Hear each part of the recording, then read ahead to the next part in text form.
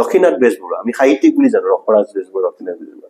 তেওঁ এজন ভাল বিজনেছমেন আছিলে তেওঁ একেলগে সদাগৰৰ লগত বিজনেছ কৰিছিল সদাগৰ ভোলানাথ বৰুৱাৰ লগত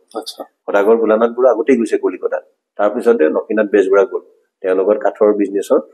তেওঁ কাম জানিছিলে অলপ প্ৰথমতে এমপ্লয়ী হিচাপে আছিল তাৰপিছত পাৰ্টনাৰ হৈ ব্যৱসায় তেওঁ কোনো চাকৰি কৰা নাই চাকৰিয়াল নহয় লক্ষীনাথ বেজবৰুৱা এজন ভাল বিজনেছমেন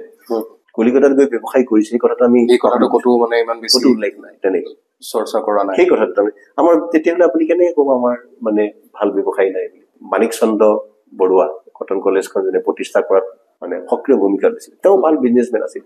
তেওঁ তেতিয়াই স্নাতক ডিগ্ৰীধাৰী আছিলে ব্ৰিটিছে বহুত ভাল ভাল চাকৰি তেওঁলোকক দিছিলে তেওঁলোকে সেইবিলাক চাকৰি কৰা নাছিলে ব্যৱসায় কৰিছিলে নিজে কোম্পানী বৰুৱা কোম্পানী তেতিয়া কৰিছিল তেতিয়া মনত তেতিয়া মানুহৰ মাজত অসমীয়া মানুহৰ মাজত ব্যৱসায় চিন্তাধাৰাটো খুব ভালকৈ মানে জাগ্ৰত হৈ আছিল পিছৰ পৰ্যায়ত কেনেকে মই মানে সেই কথাটো অলপ মোৰ কাৰণে চিন্তনীয় বিষয়